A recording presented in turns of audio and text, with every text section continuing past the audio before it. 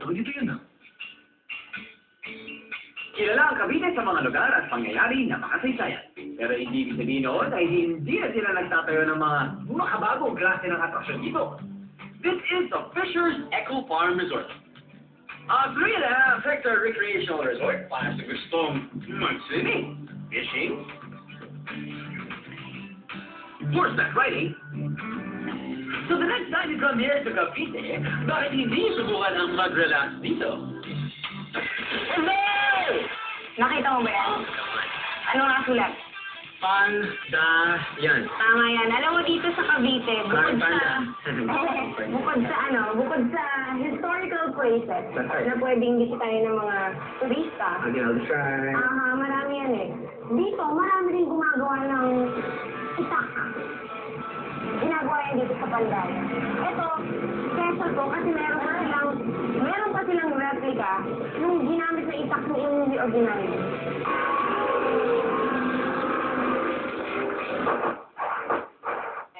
Ang Pandayan ito ang kauna-unahang pandayan sa Cavite. Buhay na ito noong 1940s pa lamang. Ang may-aring si Nicanor Santulan ay nagsimula sa paglikha ng armas noong panahon pa ng hinugsikan. Pero after 40 years pa niya ito ginawang kabuhayan, sa tulong siyempre ni Emilio Aguinaldo.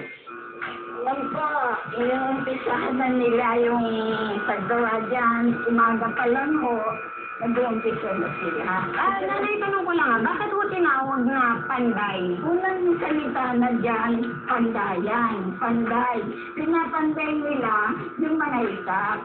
Panday mo yung, pagpapanday mo yung tao sa parang pagpupukpuk. Ano tawag sa, kumaga, ang blacksmith by Panday? Blacksmith, panday. Sa English, blacksmith. Kagad pagpanday, FPG. Ano po?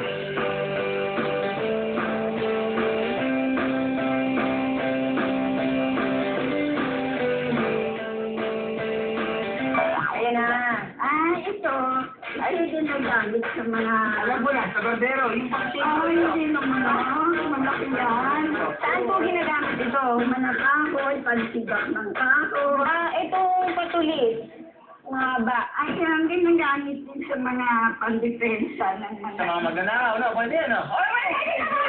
Ganon. Oo, pwede rin. Pero ang pinakasikat na klase ng isang sa panday ito, Nung mga nakasabaan na panahon, ito yung ginamit noon, nung unang-una ng mga kapisyonero. Ito na lang yung natitira kasi pinagsisimilisan. pwede mo pa hawak. Opo. 1, 2, 3, itaktak mo! Itaktak mo! Itaktak mo!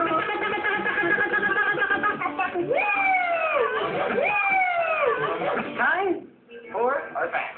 Our letter senders are here once again. From Isaiah Palma. Kuya Drew, nako! Ang astig talaga ng show mo. Sa tingin ko, pwede na ito itapat sa show ni Oprah.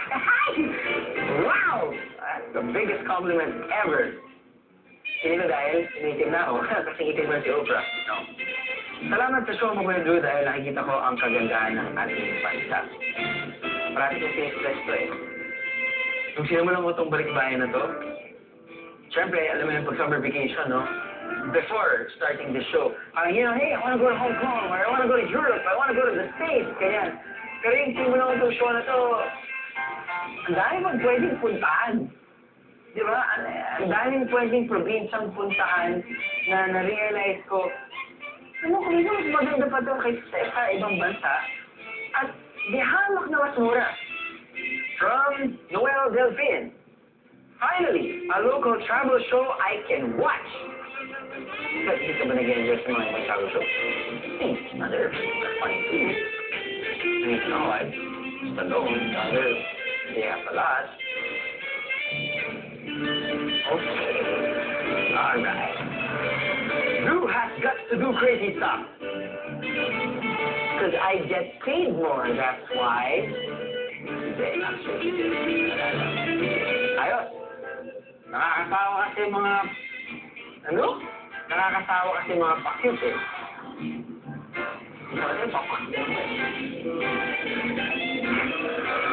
But hats off to the show. Noel, thank you so much. And yeah, I think you're crazy also for watching the show. We're all crazy. Sending your comments, sending your suggestions. It would be great. It would be a bonus if you could also send pictures of that certain location para ma-feature namin. You can send the comment suggestions, your pictures of that really awesome tourist destination to Malibayan. Malibayan, the Disney Network.